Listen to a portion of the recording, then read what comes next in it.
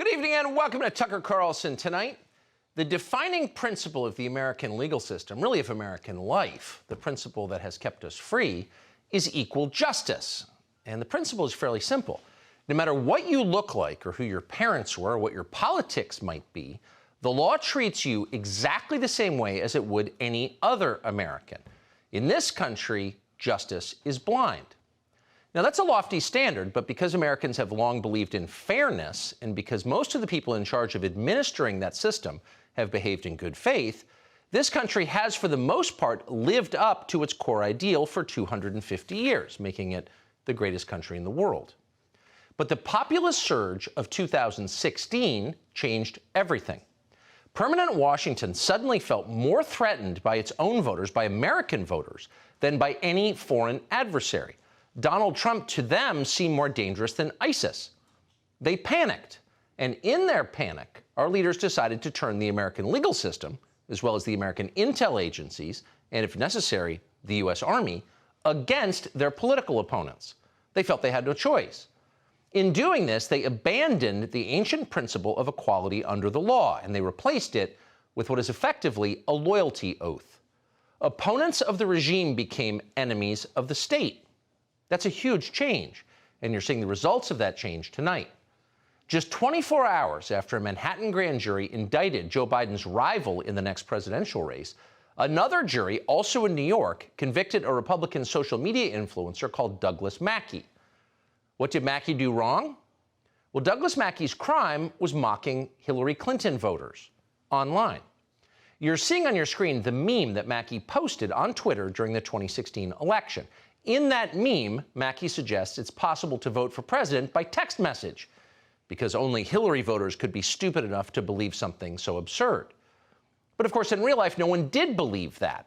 Mackey's insult did not alter a single vote in the election, and no one has proved otherwise. The government brought forth not a single victim of this crime. It couldn't. Douglas Mackey was joking. Nobody believed he was a federal election official. And in fact, his social media profile pictured a Donald Trump hat. It was unmistakable. This was mockery. But in the wake of the 2016 election and the rising hysteria about Donald Trump, mocking the Democratic Party became a crime. So as a result, tonight, Douglas Mackey faces 10 years in prison. The case against Doug Mackey is the most shocking attack on freedom of speech in this country in our lifetimes.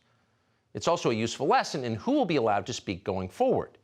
As it turns out, a woman called Kristina Wong posted an almost identical meme the same year, back during the 2016 election. But unlike Doug Mackey, Wong voted for Hillary Clinton. "Hey, Trump supporters," she wrote, "skip poll lines and text in your vote." Same crime. But the Department of Justice under Joe Biden has shown no interest in prosecuting Kristina Wong. Do you see how this works? Have you internalized our new partisan legal standards? That would be the point of the exercise. They want you to know the rules. We'll have more on the Doug Mackey case and what it means for you and for America in just a moment. And by the way, Douglas Mackey is not the only Trump supporter who's now going to prison because of how he voted. According to new reporting from Julie Kelly, the FBI's Counterterrorism Division just arrested a grandmother in the state of Virginia on 4 misdemeanors this week. What exactly did she do? She entered the Capitol with her elderly mother for a total of 15 minutes on January 6th. She hurt no one. She destroyed nothing. She just stood there. And yet, at the very same time, during the very same week, none of the transgenderist thugs who invaded the Tennessee State House yesterday have been rounded up by the FBI Counterterror Division. And of course, they won't be. Joe Biden just honored them with a Trans Day of Visibility. So what we're watching here, unmistakably, is bigger than Donald Trump. But we're going to begin tonight with the latest on his case. And we're doing that because he is, and this is not at all incidental to his prosecution, he is the leading Republican candidate for president. Now, Trump apparently is being charged not with treason or insurrection or collusion or even shoplifting, but with something much smaller, a slew of process crimes relating to a payment he apparently made 7 years ago. In no fair system would that be a crime under the law 7 years later. But the Soros-funded district attorney in Manhattan, Alvin Bragg, has stitched together a Frankenstein legal theory to justify this prosecution. Under normal circumstances, it would be impossible because the statute of limitations has passed. And as if all of that were not third world enough, someone leaked the news of Donald Trump's grand jury indictment to the media. Now, that in itself is a crime under the law in New York. In fact, a much bigger crime than those under which Donald Trump is being charged. Will Alvin Bragg prosecute the leaker? Please. It's almost certainly someone in his own office.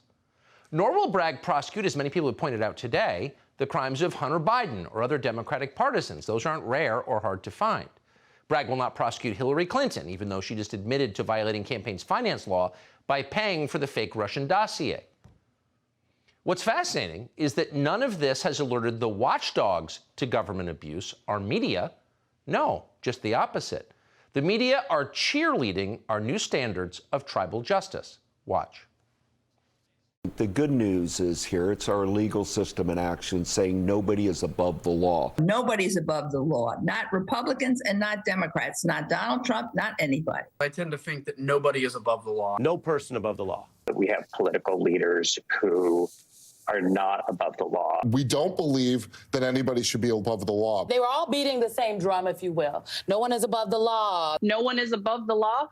Today's evidence is that that includes Trump as well. New life has been breathed into that saying, no person is above the law. Let's be completely clear. None of the people you just saw care a thing about justice. Let that word burn in their mouths. No, they are obviously bloodthirsty. They would cheer as you were necklaced in the street. No one is above the law, they would scream as you writhed on the ground. They would. But as long as we're still pretending that the old standards of fairness and equal application of the law apply, then whatever happened to Sam Bankman-Fried? Remember him? Largest financial crime in history?